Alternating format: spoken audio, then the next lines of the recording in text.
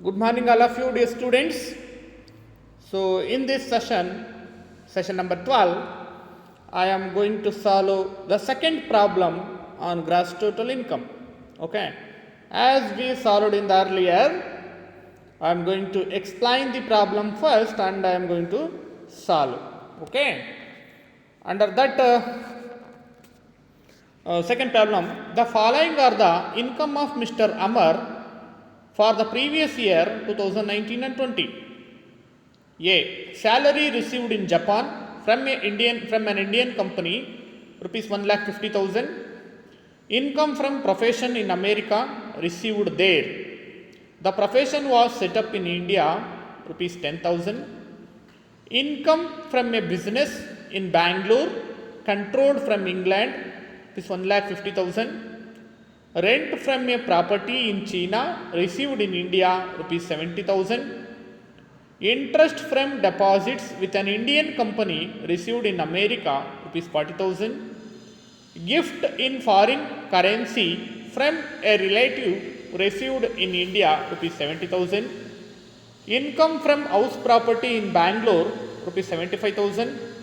Interest earned on US government securities in Delhi rupees 45,000.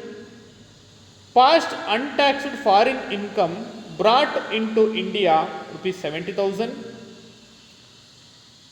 Share of profit from a partnership firm in Delhi rupees 20,000. Income from agriculture earned in Nepal rupees 30,000. Income from business in India but received in Pakistan rupees 60,000. Salary received in India for service rendered in England rupees 50,000. Profit from business in New Zealand controlled from India 1/3 profit received in India rupees 60,000. Okay, compute is gross total income for the assessment year 2020 and 21 if he is resident, not ordinary resident and non-resident. Okay, dear students, this is the problem. So now I am going to explain the problem with solution. Okay, so let us see the solution. Computation of, put the heading, computation of gross total income of Mr. Amar for the assessment year 2020 and 21. Okay, this is the heading of solution.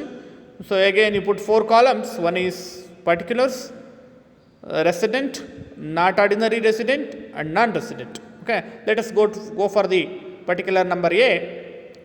Salary received in Japan from an Indian company rupees 1,50,000. Okay, salary receive ಆಗಿರೋದು ಎಲ್ಲಿ? Japan ನಲ್ಲಿ. So that is why it is foreign income. So taxable to resident only rupees 1,50,000. Next, income from profession in America received there. The profession was set up in India.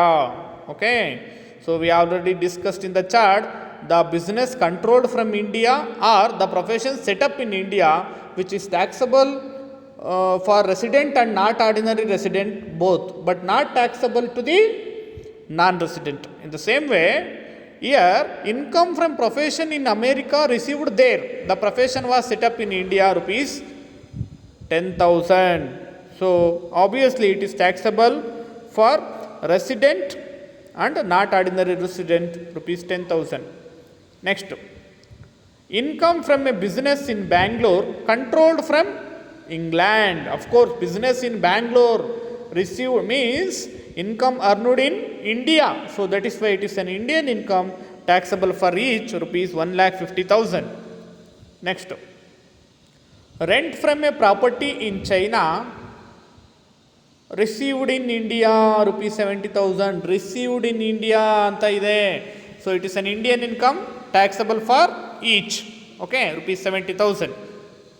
Next, interest from deposits with an Indian company received in America rupees 40,000. Maybe received in America, but the income which is earned in India, so that is why it is an Indian income taxable for each resident, not ordinary resident and non-resident rupees 40,000. Okay. Next, gift in foreign currency from a relative received in India, rupees 70,000. Of course, gift is not taxable from the relative. Okay. Next, income from house property in Bangalore, rupees 75,000. Of course, it is an Indian income, taxable for each 75,000. Next, interest earned on US government securities received in India, received in Delhi. So, of course, it is Indian income, rupees 45,000, taxable for each. Taxable for each. Next, past untaxed foreign income brought into India, rupees 70,000. It is also not taxable, as we discussed past untaxed income. Next, share of profit from a partnership firm in Delhi, rupees 20,000.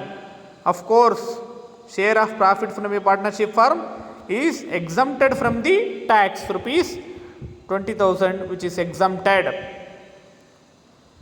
Next, income from agriculture earned in Nepal, rupees 30,000. Earned in Nepal. Of course, the land is situated in outside the India, so which is taxable for resident, rupees 30,000, taxable. Next, income from business in India but received in Pakistan. Business in India. Okay. So, of course, the income which is earned in the Indian land, so which is Indian income, so taxable for each. Taxable for each, rupees 60,000. Next, salary received in India for service rendered in England. For service rendered in England. Of course, the service may be rendered wherever in the world, but the income which is received in India in the name of salary, so rupees 50,000. So that's why it is Indian income, taxable for each. Okay. Next, profit from business in New Zealand, controlled from India, 1/3 profit received in India. So as we discussed in the earlier problem, rupees 60,000. Okay. So the received India, 1/3 profit received India, rupees 60,000 is taxable for resident and not ordinary resident, but for non-resident, which is taxable only 20,000. Okay. Next, so put total resident rupees 7,40,000, not ordinary resident 5,60,000, and for non-resident 5,10,000. Okay. So this is the gross total income. So thank you, dear students. In the next session I am going to solve another problem.